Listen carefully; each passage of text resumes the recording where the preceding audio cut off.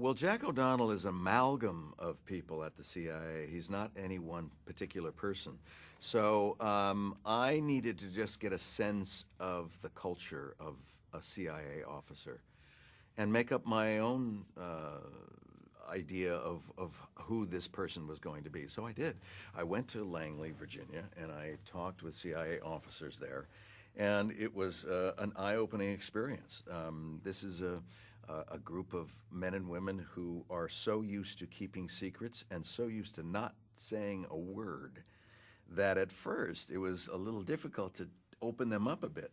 They would give monosyllabic answers, yes, no, yeah, sometimes, occasionally, that sort of thing. And you keep trying to pry it open.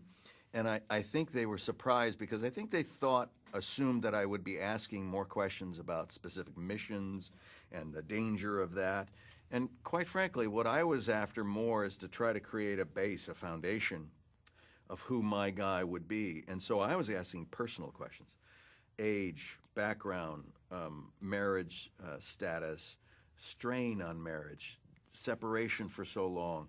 What about just the fact that you can't come home and talk to your wife or husband about what you do? For 30 years, you can't talk to them about anything. How does that work? And they were like, well, it doesn't work very well. I was divorced twice, And then I said, okay, all right. Now how do you make it work?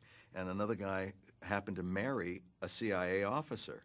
And this is very common because then they go home and they realize we don't have to ask each other. We know that.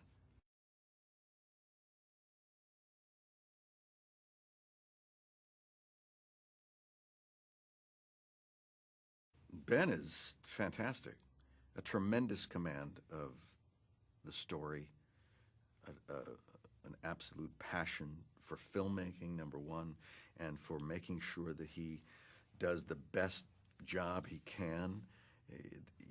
In the directing that I've done, I always get a sense that I have to stay on top of it. I have to stay on top of it because during production, if I miss a beat, if I miss this, I can't go back and, it's hard and maybe you won't have the same opportunity again.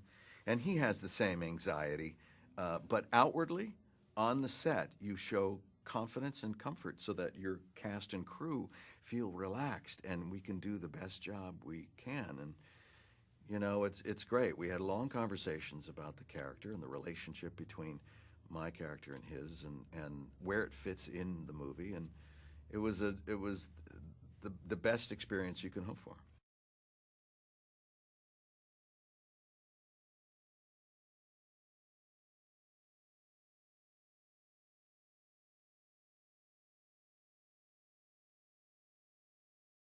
It's actually a lot harder to actually film those tense scenes because we are doing them in compacted form.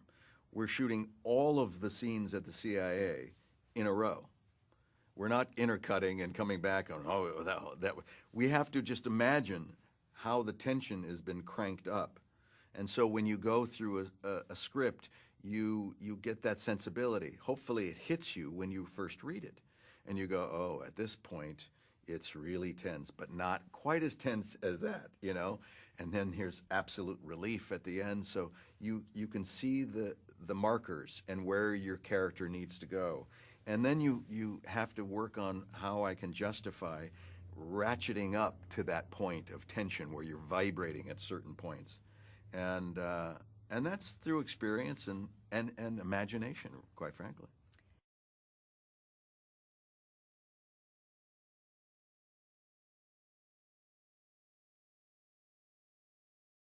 ARGO is an important story. It's a heroic story. And I think there's a lesson. It's saying we are culpable for our actions. In the very beginning of the movie, we say the culpability of the United States and putting the Shah of Iran in that position. And we as a country, I think, what I take away from it is that any country needs to be responsible for its actions and to lead by example, not by might. And the ultimate message out of ARGO is one of cooperation. Look what great things can happen when working well with people for a greater good. things that are beyond your own personal gain. All these people who have to work anonymously in the Hollywood section of the movie too, as well as the CIA, everyone did it for the right reasons, to save the lives of human beings. There's no greater story than that.